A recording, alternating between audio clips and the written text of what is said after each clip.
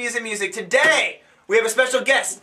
Dr. Daniel Hummer is here, Tom's oldest brother. Tom, how many years are in between the two of you? 9. 9 years? Almost to the day. Yes, and Dan is here visiting us from Washington, D.C., where his place of home and work, and we're going to do a special. We've had a lot of people request this album. We're going to do Death Cab For Cutie's album from 2004? I think so. 4? Transatlanticism. Some people call it transatlanticism. I'm going to call it transatlanticism. Yeah. It's transatlanticism.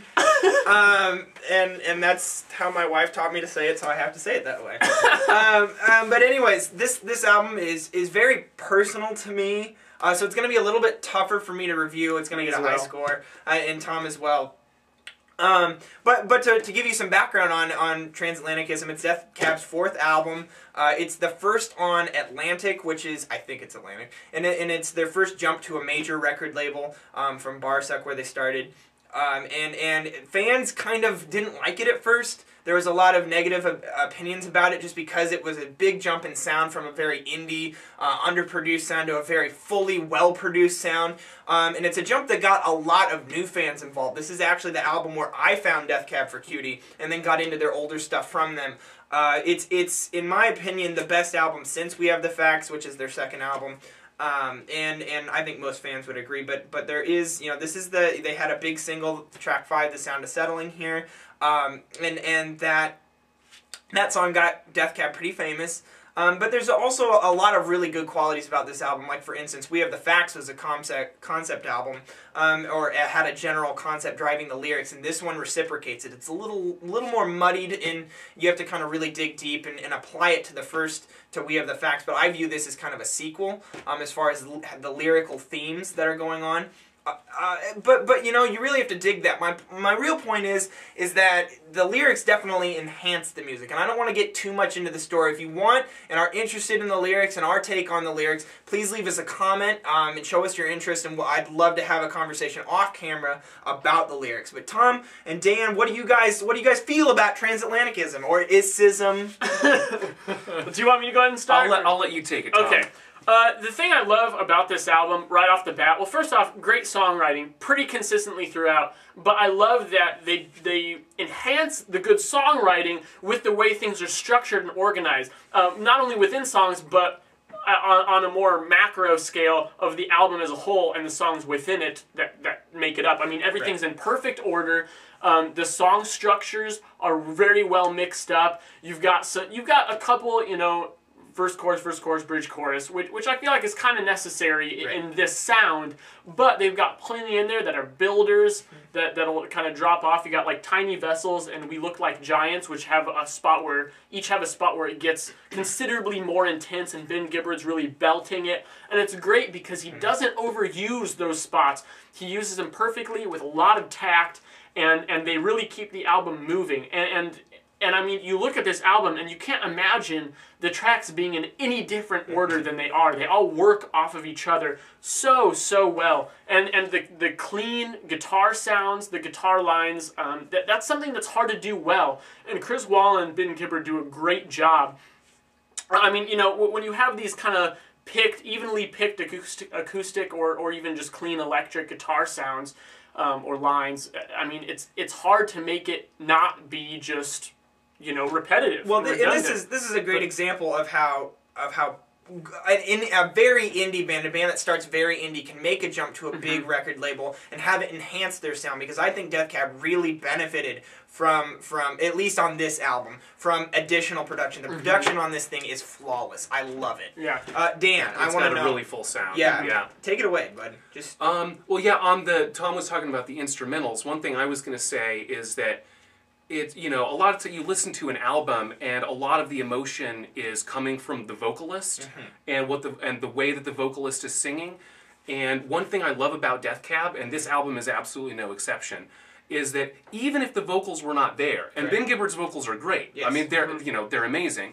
But even if the vocals were not there and you listen to this album purely as instrumentals, you would still get a lot of the same emotional impact. That's a great point. You know that a band is doing a good job of creating atmosphere when there's that much feeling, not only in the vocals but in the instrumentals as well. And that's a perfect point, because it shows that the vocals enhance the instrumentals rather than the instrumentals relying on the vocals to get their impact and their depth. Yeah, they're mutual complements where it's one's not taking away from the other. And you know, Tom, perfectly you were talking about the albumization, our coined word here at the IMTV, but I really want to comment on track 6, 7, and 8, Tiny Vessels to Transatlanticism or Ism, and then track 8, Passenger Seat. Track 7 and track 8 really, I mean, Transatlanticism, the title track, really builds and builds and builds and builds. And I've heard some of my friends complain about how it builds to nothing. Well, it doesn't exactly build to nothing, because the point of the track is to set up Passenger Seat. Exactly. And that's the point of the album. Yes. As an album, it's not just the song. You got to listen to it in context with the rest of the album, and it does a perfect job of that. So Tom is fired up about this CD. And another thing I want to say about that, I even personally, I'll even use myself as an example, because I'm guilty of this. I don't even like track 5, Sound of Settling. I think it's kind of disgustingly poppy and overjoyed, but in context with the album, it's completely necessary. If you went straight from track 4 into track 6, Tiny Vessels, both very, sad songs. It'd be Cryfest 2000. That's what it would be. But then you've got Sound of Settling in there to settle it out, to kind of level the playing field, and then it goes into those 3 songs right in a row, just a barrage of emotion, and it works so well. And that just shows you that they have made an album here so much more than they had. And I even like We Have the Facts better personally. This is my second favorite album. But this completely trumps Photo Album in that regard. Photo Album, I always felt like, just kind of felt like a collection of songs. And it's still very good. They're good songs, but they don't play off of each other like these do. This is just a perfect web and meshing of tracks into an album format. Well, and really, in just appreciating the album, and then once you get into the lyrics behind it, you just realize kind of the genius behind it. And something that our friend Quinn pointed out to me once upon a time is how Ben Gibbard is able to, the way he sings and the way he forms his vocal parts in the accompanying the lyrics with that is just so unique that he can really sell these songs. He adds that, it's a hook in itself, just the way he's giving it to you, which is different from almost every other band out there. It's so believable. I think this was the height of their, if this makes sense, emotional believability. It seems so genuine. And while Plans is a good album, I know Dan was saying he likes that one even better, and I know a lot of people agree. For me, for some reason, I felt like he sold it a little better on this one. I will say, I do sort of agree. I mean, I understand what you're saying about the tracks flowing really well together. And that is one thing, even though I would actually put Plans somewhat above Transatlanticism, that this really does flow as an album. There's no spot that feels out of place at all, that feels like the flow is interrupted. Whereas Plans, I love every single song on that album, but it does it does kind of move around a little bit more noticeably. And I love just how focused this sounds. I mean, everything is so deliberate and so well thought out. You can tell, when things are dropping out, when it's going into new parts of the songs and phases of the songs. It's so well crafted. I mean, everything is so for such a good reason, I feel like, Yeah, it keeps you emotionally involved every step of the way. There's no point at which you're like, oh, I'm going to do something else now and not pay much attention. Yeah. You're sort of, you're in there. Anything else you guys want to say? No, I think that about wraps it up. But I'm really interested to see what people out there think about Death Cab's Transatlanticism. And I mean, because Death Cab, they haven't come out with an album in now 3-4 years. And I'm hoping that if they do come out with another one, I feel like, Narrow Stairs was suffered. I don't think it was that great.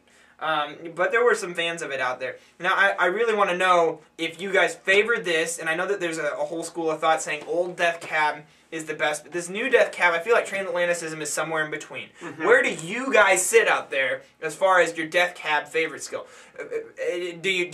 Are you more into the new Death Cab sound? Are you more into the old or new? Does Transatlanticism nail it for you? Tell me what you think and why. And what do you guys think? Do you love this album? Because I think we do.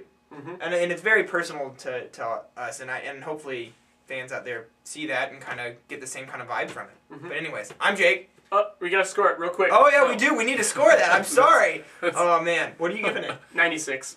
I'm meeting you there. I think 96. It's not perfect in my opinion. I feel like it could be. I feel like the end kind of gets a little drawn out there, but other than that, I mean, I love it so much I couldn't give it any less. Yeah. I would give it, you know, I realize I'm new at this, but I would give it an 86 probably, you know, pretty high score. I don't think I love it quite as much as you guys do. We're pretty biased. But you're very biased. I don't really have the same history with the album, I think, that you guys do.